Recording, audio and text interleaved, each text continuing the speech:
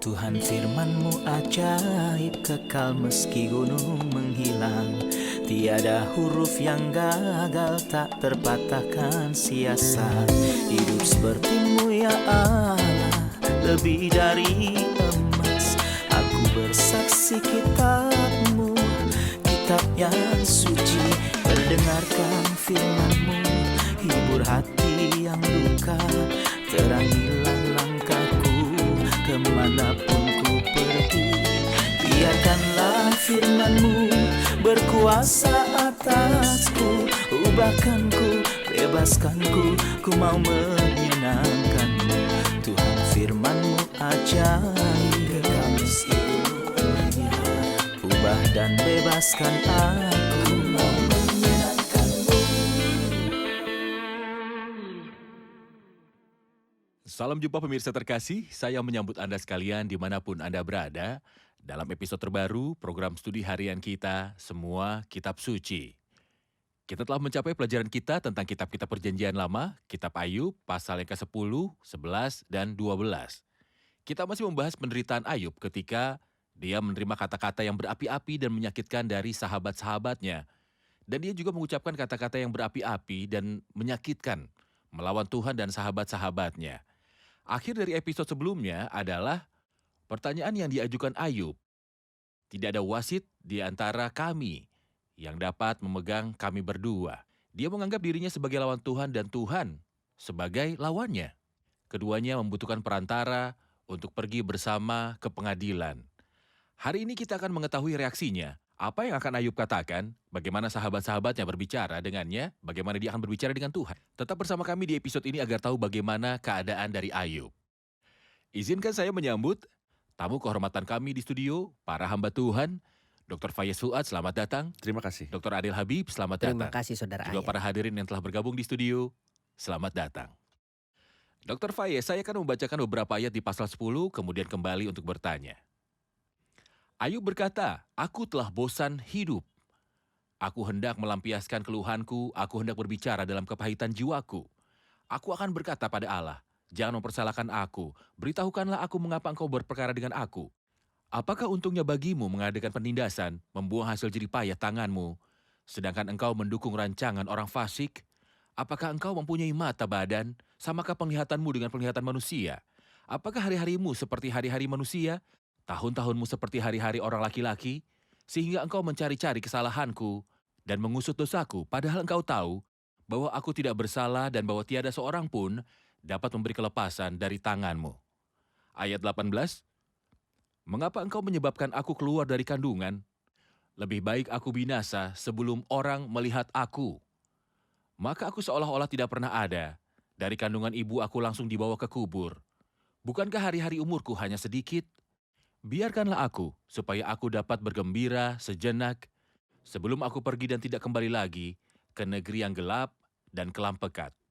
Ke negeri yang gelap gulita, tempat yang kelam pekat dan kacau balau, di mana cahaya terang serupa dengan kegelapan. Mohon komentari ayat-ayat ini. Dalam pasal ini, Ayub melanjutkan protesnya terhadap perlakuan Allah dan dia menganggap Tuhan bahwa perbuatannya tidak dipahami dan tidak dibenarkan. Mengapa engkau melakukan ini kepadaku? Dan nadanya semakin tinggi dan kosakatanya disalahgunakan. Dia tidak berpikir sebelum berbicara tentang Tuhan. Misalnya dia berkata, aku telah bosan hidup. Aku hendak melampiaskan keluhanku. Aku hendak berbicara dalam kepahitan jiwaku. Dan aku akan berkata kepada Allah, jangan mempersalahkan aku. Beritahukanlah aku mengapa engkau berperkara dengan aku. Apakah untungnya bagimu mengadakan penindasan? Apakah Anda suka menjadi penindas? Sedangkan engkau mendukung rancangan orang fasik dan tersenyum pada nasihat orang jahat. Apakah engkau punya mata badan nih? Samakah penglihatanmu dengan penglihatan manusia? Dalam ayat 7 dia berkata, padahal engkau tahu, padahal engkau tahu. Dia berbicara pada Tuhan sambil berkata, padahal engkau tahu. Saya benar. Saya benar, aku tidak bersalah dan bahwa tidak seorang pun dapat memberi kelepasan dari tanganmu. Saya adalah orang yang benar, saya tidak melakukan sesuatu yang jahat. Tapi saya tidak diselamatkan. Dia mengaitkan Dia ketidakadilan mengaitkan dengan Tuhan. ketidakadilan dengan Tuhan. Juga di ayat 15 dia berkata, kalau aku bersalah celakalah aku. Dan kalau aku benar, aku takkan berani mengangkat kepalaku. Karena kenyang dengan penghinaan dan karena melihat sengsaraku. Kalau aku mengangkat kepalaku, maka seperti singa engkau akan memburu aku dan menunjukkan kembali kuasamu yang ajaib padaku. Seolah dia berkata pada Tuhan, engkau perkasa, engkau mengeraskan hatimu terhadapku, engkau membuat dirimu terkeras Dia menganggap terhadapku. dirinya mangsa. mangsa di tangan Tuhan. Engkau akan mengajukan saksi baru terhadap aku, engkau memperbesar kegeraman terhadap aku. Engkau memperbesar kegeramanmu terhadap aku, dan pasukan-pasukan baru bahkan bantara melawan aku. Dia menggambarkan rasa sakit dan deritanya sebagai serangan berulang, rasa sakit yang mempengaruhi tulangnya. Jadi dia mengatakan bahwa Tuhan mengarahkan tumpukan kesakitan ini melawannya. Dalam ayat 18 dia berkata, "Mengapa engkau menyebabkan aku keluar dari kandungan? Lebih baik aku binasa." Dalam terjemahan yang paling akurat dia berkata, "Saya berharap saya sudah mati. Saya akan lahir. Saya berharap saya telah mati dan tidak melihat apa yang saya jalani sekarang." Dalam ayat 20 dia berkata pada Tuhan, "Bukankah hari-hari umurku hanya sedikit? Biarkanlah aku supaya aku dapat bergembira sejenak." Kata bergembira sejenak berarti sukacita. Ini berarti bahwa seluruh hidupnya dipenuhi kesedihan dan tidak ada yang membuatnya bahagia sama sekali. Tidak ada istirahat. Dia berkata, "Kasihanilah aku sebentar." Biarlah ada genjatan senjata seperti di antara musuh. Sempurna. Bahasa protes Ayub semakin tinggi. Mungkin inilah yang akan membuka jalan bagi perkataan Zofar, orang Ya. Naama. Saudara Adel, di pasal 11, teman ketiga akan muncul, Zofar, orang Naama. Sebelum kita membaca dan mengomentari beberapa ayat, saya ingin Anda memberi saya gambaran tentang orang ini dan juga pemikiran analitisnya. Zofar orang Naama adalah teman ketiga Ayub. Nyatanya dia berbeda dengan Elifas juga dari Bildad. Seperti yang kita lihat sebelumnya, Elifas adalah orang yang memiliki pengalaman hidup. Dia bergantung pada pengalaman yang dia miliki dan terapkan pada Ayub. Dapat kita lihat bahwa Bildad adalah pria yang dari masa lalu. Dia adalah orang tradisi yang mengutip dari peribahasa masa lalu. Adapun Zofar orang Naama, dia orang yang penuh aturan dan hukum. Dapat saya katakan bahwa dia mengambil dari sisi agama untuk melawan Ayub.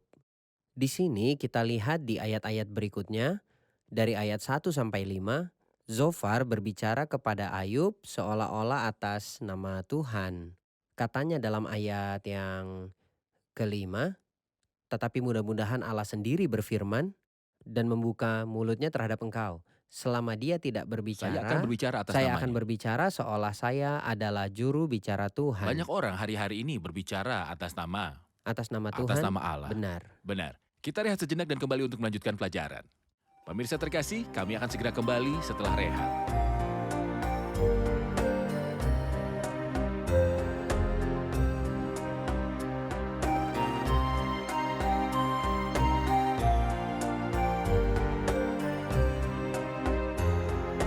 Kami telah kembali pemirsa terkasih untuk melanjutkan pelajaran kita tentang kitab Ayub. Kita akan masuk ke pasal 11. Dr. Fayez, saya akan membacakan beberapa ayat dari pasal 11 dan kembali untuk bertanya pada Anda. "Maka berbicaralah Zofar orang Naama, apakah orang yang banyak berbicara tidak harus dijawab? Apakah orang yang banyak mulut harus dibenarkan? Apakah orang harus diam terhadap bualmu? Dan jikalau engkau mengolok-olok, apakah tidak ada yang mempermalukan engkau? Katamu, pengajaranku murni, dan aku bersih di matamu. Tetapi mudah-mudahan Allah sendiri berfirman dan membuka mulutnya terhadap engkau dan memberitakan kepadamu rahasia hikmat. Karena itu ajaib bagi pengertian. Maka engkau akan mengetahui bahwa Allah tidak memperhitungkan bagimu sebagian daripada kesalahanmu. Dapatkah engkau memahami hakikat Allah, menyelami batas-batas kekuasaan yang maha kuasa? Tingginya seperti langit. Apa yang dapat kau lakukan? Dalamnya melebihi dunia orang mati. Apa yang dapat kau ketahui? Lebih panjang daripada bumi ukurannya dan lebih luas daripada samudera. Apabila ia lewat melakukan penangkapan dan mengadakan pengadilan, siapa dapat menghalanginya? Karena ia mengenal penipu dan melihat kejahatan tanpa mengamat-amatinya. Apakah dia tidak akan mempertimbangkannya? Jikalau orang dungu dapat mengerti, maka anak keledai liar pun dapat lahir sebagai manusia. Mohon komentar Anda terhadap kata-kata Zofar orang Naama. Zofar adalah salah satu teman Ayub yang paling tangguh. Kata-katanya benar-benar keras seperti kita dengar di Dr. Adel yang mewakili semangat penghakiman, hukum, dan aturan. Itu sebabnya dalam ungkapan-ungkapannya terutama di bagian akhir pasal berkali-kali ia mengatakan kata jika. Jika Anda akan persiapkan hati Anda, jika Anda menjadikan kejahatan yang tinggal di tenda Anda, jika maka tentunya Tuhan dapat memulihkan Anda dan mengembalikan hak Anda. Ini adalah bahasa hukum, melainkan siapa yang melakukannya akan hidup karenanya. Jadi Anda harus melakukannya terlebih dulu. Kemudian kita melihat apa yang Tuhan akan lakukan dengan Anda. Itu sebabnya dia sangat tangguh karena hukum tidak mengenal kasih karunia. Ia tidak memiliki kasihan atau belas kasihan. Hukum tergantung pada apa yang Anda lakukan. Itu sebabnya bahasanya paling keras di antara teman-teman Ayub. Dia mulai berbicara dengan nada yang sangat keras. Dia menuduh Ayub yang sebenarnya di hadapan Allah. Dia yang demikian sadar dan jujur yang takut akan Allah dan menjauhi kejahatan. menjadi orang yang penuh omong kosong. Bahwa dia adalah pemfitnah, pembohong, dan pria berhati tinggi. Dan dia adalah pria yang banyak bicara. Dia mengatakan perkataan yang tidak dia maksudkan. Dia tidak bisa mengendalikan perkataannya. Apakah Anda berpikir bahwa tidak ada orang yang bisa mengalahkan, menghentikanmu? Tidak. Orang yang bisa mengalahkanmu dan menghentikanmu memang ada. Itulah alasan ada suara yang menjadi sangat tinggi. Dia mengatakan padanya sebuah ungkapan yang menurut saya salah satu ungkapan yang paling sulit. Ketahuilah bahwa tetapi mudah-mudahan Allah sendiri berfirman untuk mengetahui bahwa Allah tidak memperhitungkan bagimu sebagian daripada kesalahanmu. Engkau berhak mendapat lebih dari apa yang terjadi padamu. Apakah engkau melihat sesuatu? Engkau akan melihat lebih banyak apa yang terjadi lagi setelah dia kehilangan segalanya. Apa Anda tahu apa yang dilakukan untuk mengatakan kepadanya bahwa Tuhan perhitungkan bagimu sebagian dari kesalahanmu? Jadi setelah semua yang terjadi pada Ayub, dia memberitahunya kamu belum melihat apa-apa. Ya. Apa yang Tuhan lakukan terhadap engkau, tak seberapa Itu tak dari yang seberapa. kau terima. Ya. Kata-kata yang berat. Saudara Adel, dia berbicara tentang Tuhan, dan dia menggambarkan Allah seperti yang dilakukan orang lainnya, Bildad dan Elifas. Dia berkata, dapatkah engkau memahami hakikat Allah, menyelami batas-batas kekuasaan yang maha kuasa? Dia menggambarkan Tuhan sebagai tingginya seperti langit. Apa yang kau lakukan? Dalamnya melebihi dunia orang mati, apa yang dapat kau ketahui? Mengapa dia menggambarkan Tuhan dengan atribut seperti itu? Di hadapan Ayub dalam kelemahan dan pencobaannya. Benar tentang apa yang dikatakan Zophar mengenai Tuhan, bahwa dia memiliki jauh lebih tinggi dari tingkat kesadaran manusiawi kita. Tidak mungkin membatasi dia dalam pikiran kita. Seperti dikatakan karena pikiran kita tidak dapat menampung semua ilmu pengetahuan, mata juga tidak dapat menampung semua cahaya, kita tidak bisa membatasi Tuhan dengan pikiran manusia kita yang terbatas atau menjelajahi kedalamannya. Bagaimana kita bisa tahu tentang Tuhan? Kita bisa belajar tentangnya dalam batas-batas yang ia nyatakan tentang dirinya di dalam firman Tuhan. Tanpa pengetahuan ilahi, mustahil kita mengetahui apapun tentang Tuhan. Kita mengenali dia melalui apa yang dinyatakannya melalui pewahyuan ilahi. Ini kebenaran yang besar, namun seperti apa yang Anda katakan, fakta-fakta ini sama sekali tidak relevan dengan masalah Ayub. Dia berikan perlakuan yang salah atau seolah diagnosanya salah. Kita selalu mengatakan bahwa kita mengenal Tuhan melalui pewahyuan ilahi. Benar. Tuhan mengungkapkan dirinya dalam Alkitab. Ada upaya manusia untuk mengenal siapa Tuhan itu, atau untuk mengetahui esensinya seperti apa rupanya. Tetapi siapapun yang mencoba melakukannya di luar pewahyuan ilahi, telah membentuk kesan yang salah tentang Tuhan. Benar. Tuhan itu sombong, perkasa, Tuhan jauh daripada manusia. Tetapi Alkitab yang menggambarkan bagi kita siapa Allah dalam kebesarannya, tidak lupa untuk menjelaskan kepada kita bahwa Tuhan penyayang dan penuh kasih. Benar. Dia ingin berkomunikasi dengan manusia. Firman telah menjadi Daging. benar. Jadi pernyataannya di sini adalah Tuhan itu hebat, Tuhan itu jauh dan tinggi. Bagaimana manusia bisa mencapainya? Karena manusia tidak bisa mencapai Tuhan, Tuhanlah yang menggapainya. Itulah pewahyuan kekristenan. Tuhan telah menggapai manusia. Walau ia tidak jauh dari kita masing-masing. Benar. Kita akan menjawab pertanyaan dari hadirin. Saya punya pertanyaan dan komentar. Kita selalu melihat bahwa ketika orang berbicara tentang Tuhan, mereka menampilkan dirinya sebagai yang paling tinggi dan maha kuasa. Ini memberi kita rasa kagum, kita merasa hormat kepada orang itu. Meskipun ketika Tuhan berbicara kepada kita atau mengungkapkan dirinya, dia berkata, "Ayo, mari kita berdiskusi bersama." Dia datang kepada kita dalam daging untuk menangani semua masalah yang ada di antara dia dan kita.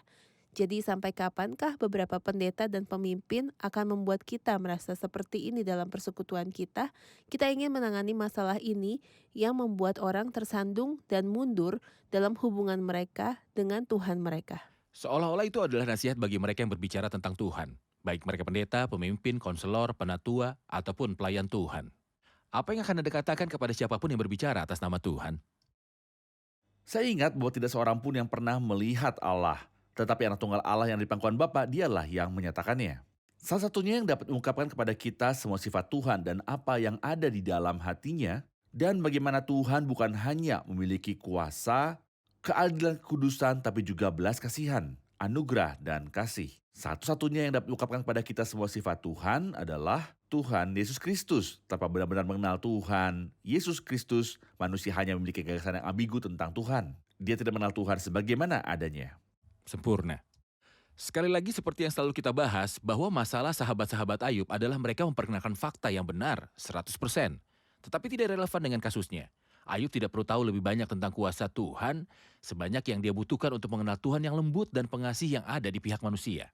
Oleh karena itu, pelayan Tuhan atau siapapun yang berbicara dari mimbar kepada umat Tuhan harus memiliki hikmat untuk mengasimilasi firman Tuhan dan pesannya saat ini bagi umat Tuhan. Jika saat ini umat Tuhan takut akan penganiayaan, pesan Tuhan adalah tentang Allah yang melindungi, agung, dan maha kuasa. Itu adalah pesan yang cocok pada waktu yang tepat.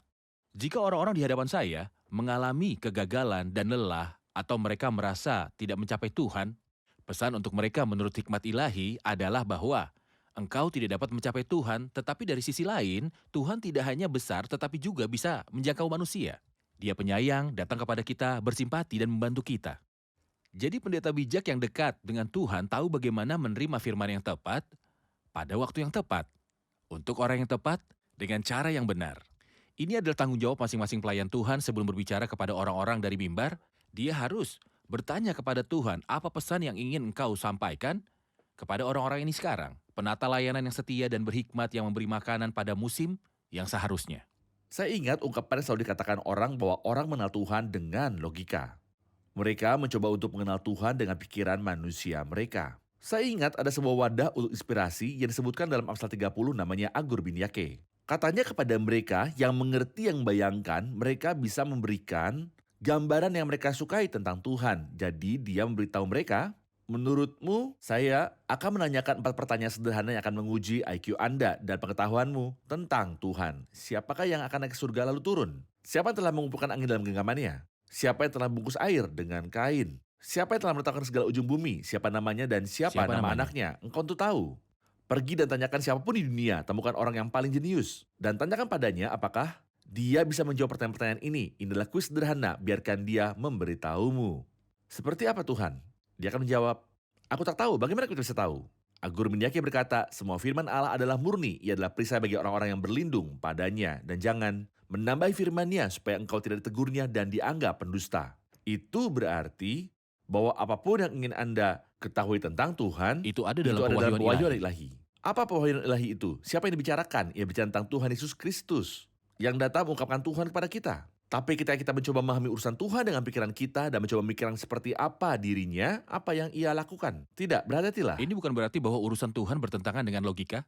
Tidak Hal pernah. seperti itu lebih unggul dari pikiran. Batasan pikiran menghalangi kita atau ketidakmampuan kita mengenal Tuhan dengan segala sifatnya.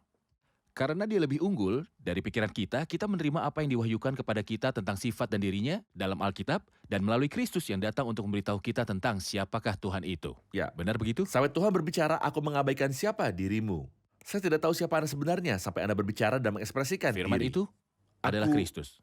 Dia menjadi Ya, daging dan ya. mengungkapkan siapa Tuhan itu. Benar. Setelah zaman dahulu, berulang kali Allah berbicara dengan perantaraan para nabi, maka di zaman akhir ini ia telah berbicara kepada kita dengan perantaraan anaknya. anaknya. Jadi anak adalah firman yang Dia mengungkap mengekspresikan dirinya, Tuhan. benar. Ini memberitahu kita tidak ada seorang pun di bumi akan mengenal Tuhan dengan benar kecuali melalui pewahyuan ilahi yang datang kepada kita dari surga, Kristus sang firman yang menjelma. Ya. Saudara Adel, ada ungkapan dalam ayat 12 yang mengatakan, jikalau orang dungu dapat mengerti, maka anak keledai liar pun dapat lahir sebagai manusia. Siapakah yang Zofar bicarakan?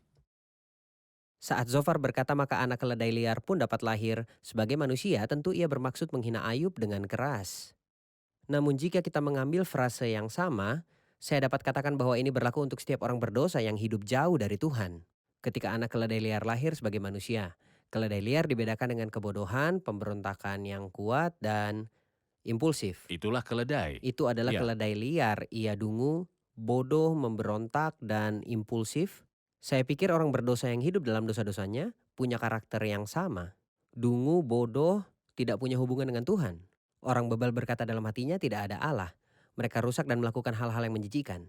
Tapi kata mereka, pergilah dari kami tidak suka mengetahui jalan-jalanmu, aku tidak menginginkanmu. Aku senang dengan kehidupan dosa dan kejahatan. Nyatanya, orang yang hidup untuk Tuhan dan yang mengambil keputusan untuk menerima Kristus sebagai juru selamat adalah orang yang dianggap sebagai orang yang bijak. Dia tidak hanya memikirkan kebahagiaan dalam hidupnya, tetapi dia merencanakan apa yang lebih penting, yaitu keabadiannya. Benar. Baik. Kita rehat sejenak dan kembali untuk melanjutkan studi kita. Pemirsa terkasih, kami akan segera kembali setelah rehat.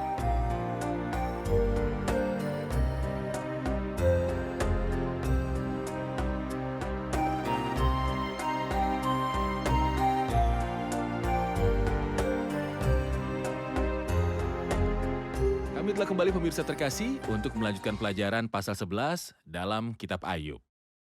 Dr. Fayez, ayat dari 13 mengatakan, jikalau engkau ini menyediakan hatimu dan menadakan tanganmu kepadanya, jikalau engkau menjauhkan kejahatan dalam tanganmu dan tidak membiarkan kecurangan ada dalam kemahmu, maka tentunya Anda bisa mengangkat wajah Anda tanpa noda. Ya, Anda bisa tabah dan tidak takut. Maka sesungguhnya engkau dapat mengangkat mukamu tanpa celah, hanya teringat kepadanya seperti kepada air yang telah mengalir lalu. Kehidupanmu akan menjadi lebih cemerlang daripada siang hari, kegelapan akan menjadi terang seperti pagi hari. Engkau akan merasa aman sebab ada harapan, dan sesudah memeriksa kiri kanan, engkau akan pergi tidur dengan tentram. Engkau akan berbaring tidur dengan tidak diganggu. Dan banyak orang akan mengambil muka kepadamu, tetapi mata orang fasik akan menjadi rabun, mereka tidak dapat melarikan diri lagi. Yang masih diharapkan mereka hanyalah menghembuskan nafas. Mohon komentari ayat-ayat ini. Ini adalah salah satu ungkapan yang paling banyak menjelaskan semangat Zofar, semangat penghakiman dan hukum. Ini tergantung pada Anda, orang yang melakukannya akan hidup karenanya. Itu sebabnya kata jika diulang.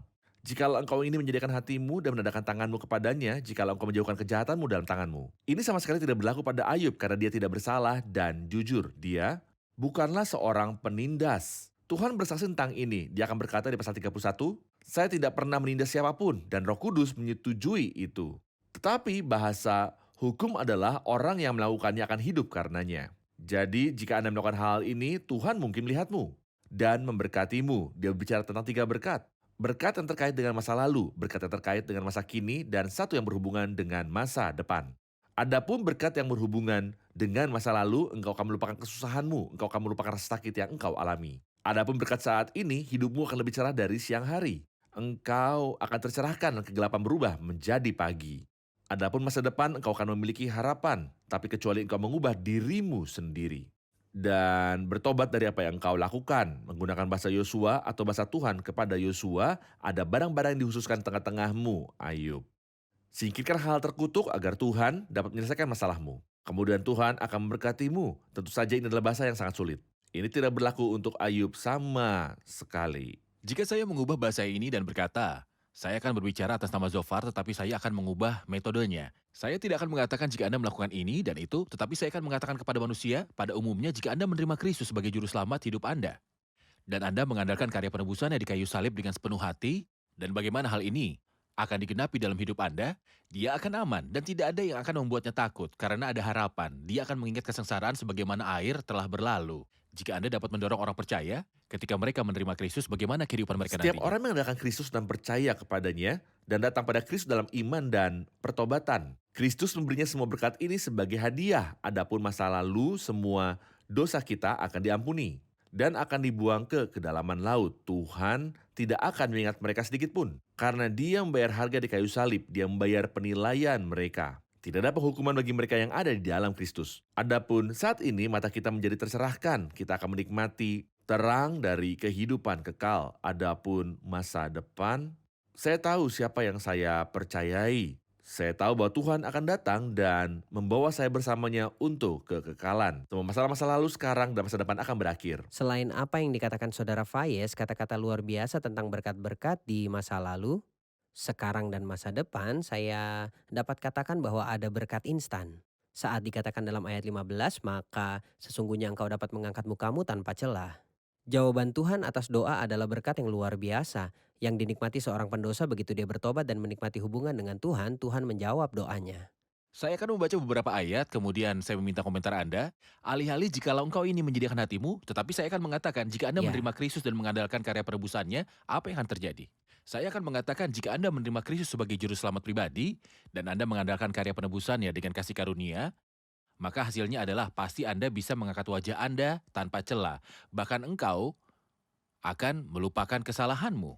Hanya teringat kepadanya seperti kepada air yang telah mengalir lalu. Kehidupanmu akan menjadi lebih cemerlang daripada siang hari, kegelapan akan menjadi terang seperti pagi hari. Engkau akan merasa aman sebab ada harapan. Dan sesudah memeriksa kiri kanan, engkau akan pergi tidur dengan tentram, engkau akan berbaring tidur dengan tidak diganggu, dan banyak orang akan mengambil muka kepadamu. Akankah semua ini terjadi jika seseorang hanya bergantung pada kecukupan dari karya Kristus? Itu sangat Tentu benar. saja. Kita akan mendengar komentar dari para hadirin. Apa yang telah Anda pelajari? Manusia jauh dari Tuhan karena hukum. Tuhan begitu jauh dan manusia sangat jahat sehingga dia tidak bisa mendekati Tuhan. Tapi melalui kedatangan Kristus, dia menunjukkan kepada kita bagian lain yang baik dari Allah. Kita bisa berhubungan dengan Tuhan sepanjang waktu. Saya melihat banyak orang yang menderita dalam hidup mereka karena pemahaman yang salah tentang Tuhan. Mereka mengenal Dia melalui pembicaraan orang lain, sayangnya melalui orang religius. Satu-satunya hal yang memberitahu kita tentang gambaran Allah yang sebenarnya adalah Alkitab. Jadi mudah-mudahan semua orang datang kepada Alkitab untuk mengenal Tuhan. Baik. Saya tidak tahu apakah kita terkejut dengan kesabaran Ayub. Tapi saya terkejut dengan kesabaran Tuhan terhadap Ayub dan kata-katanya yang kasar terhadap Tuhan. Terima kasih, Tuhan memberkati. Kita lanjutkan di episode berikutnya. Terima kasih para hamba Tuhan. Kita lanjutkan diskusi di episode selanjutnya.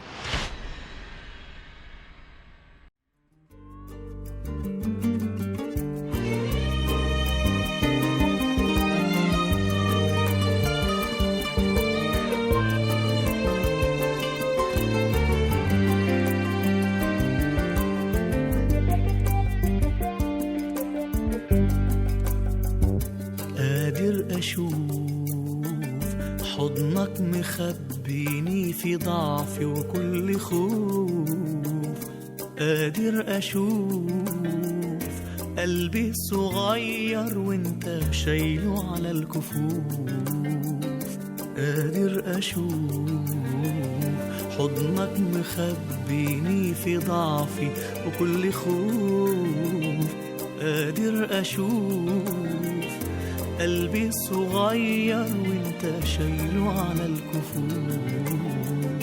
الموج يثور والقى صخور قدام سفينتي وعمري مليان بالكسور. أندى عليك تبني الجسور وتنجي نفسي واطير معاك زي النسور. قلبي حبك فرحته تضم وتشيل رعشته وايدك بتمسح دمعته ما انت العطوف. قلبي حبك فرحته تضم وتشيل رعشته وايدك بتمسح دمعته ما انت العطوف.